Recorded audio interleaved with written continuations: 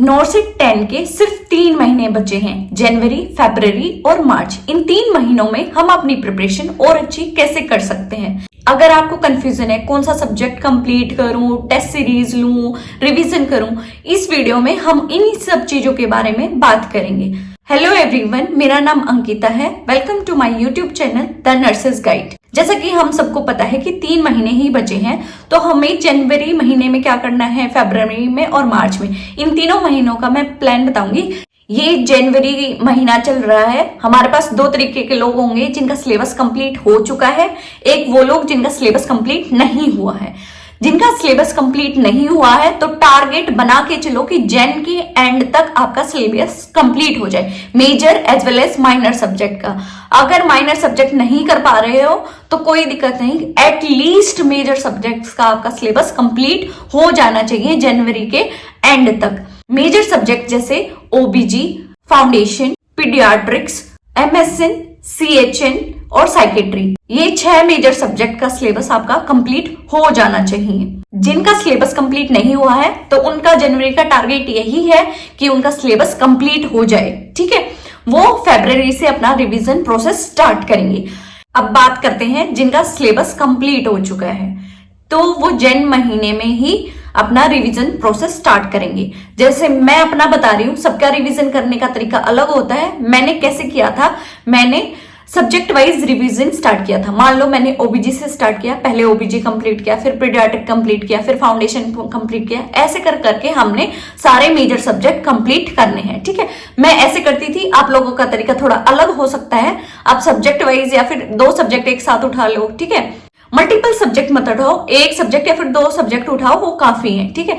ऐसे हमने अपना सिलेबस कंप्लीट करना है, रिवीजन। जो सब्जेक्ट आप पढ़ रहे हो उसी सब्जेक्ट का सब्जेक्ट वाइज टेस्ट देके जरूर देखना है। डेली एक टेस्ट दो और उसको इवेलुएट करो, आपकी मिस्टेक्स कहाँ हैं, ठीक है। एक मिस्टेक नोटबुक बना लो, जो आपकी मिस्टेक हो रही है, जो बार बार रिपीटेटिवली आप मिस्टेक कर रहे हो, वो एक जगह लिख लो। या फिर कुछ चीजें ऐसी होती हैं जो हमारे माइंड से स्किप हो जाती हैं, बार बार हम पढ़ते हैं फिर माइंड से स्किप हो जाती हैं, वो अपनी मिस्टेक नोटबुक में लिख लो। डेली आप जब क्वेश्चन लगाओ तो मिस्टेक नोटबुक में आपने जो जो पॉइंट्स लिख रखे हैं एक बार वो रिवाइज कर लो और सब्जेक्ट वाइज अपने टेस्ट देते रहो। जैन मंथ में आपको इतना ही करना है, ठीक है।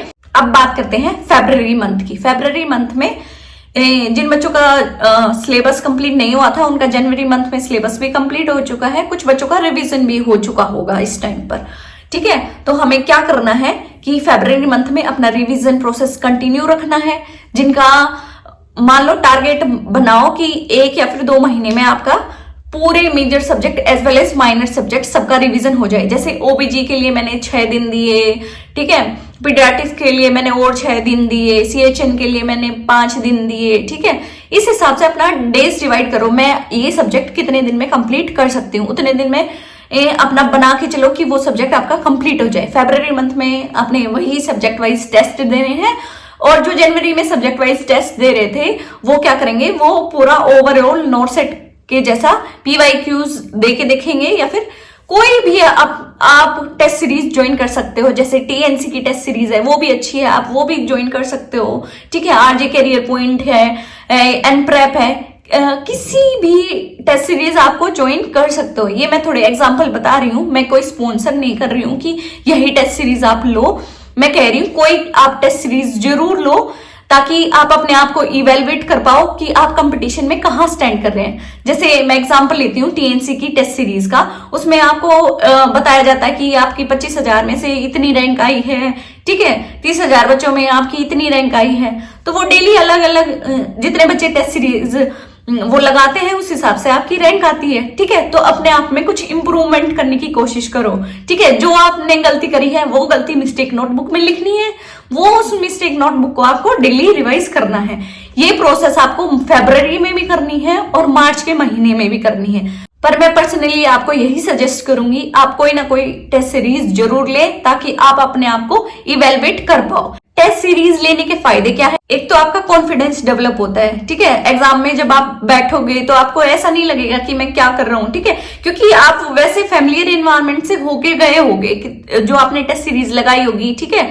तो वो फैमिलियर एनवायरनमेंट है। जैसे हम बुक से क्वेश्चन लगाते हैं वो अलग है, बाकी जो हम टेस्ट सीरीज से क्वेश्चन करते हैं उससे क्या है, हमारा कॉन्फिडेंस डेवलप होता है। नेक्स्ट है कि हम नेगेटिव मार्किंग को कंट्रोल करना सीख जाते हैं। जो भी हमारी सिली मिस्टेक्स हो रही है, मान लो एक्सेप्ट नहीं पड़ा या फिर कुछ और, सबकी अलग अलग दिक्कतें होती हैं, तो बार बार क्वेश्चन लगाने से हमें खुद की मिस्टेक्स पकड़ में आने लग जाती हैं। तो ये है कि मतलब टेस्ट सीरीज लेना बहुत इंपॉर्टेंट है। मैंने भी टेस्ट सीरीज ली थी, बहुत लोग और हैं जो टेस्ट सीरीज लेते हैं। आप कोई ना कोई टेस्ट सीरीज जरूर लें और अपने आप को इवेलुएट करें कि आप कंपटीशन में कहाँ स्टैंड कर रहे हैं, ठीक है। निराश होने की जरूरत नहीं है। आप टेस्ट सीरीज में आपकी रैंक बहुत पीछे भी आ सकती है।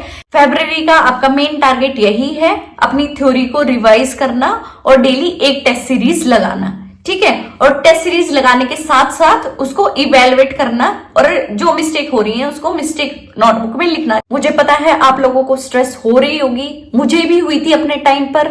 इस टाइम पे स्ट्रेस कॉमन है, पर इतने भी स्ट्रेस नहीं लेनी है कि आप अंडर कॉन्फिडेंट हो जाओ। आखिरी में बस एक बात कहूंगी, देख तने करना है तो कर लेगी, ठीक है।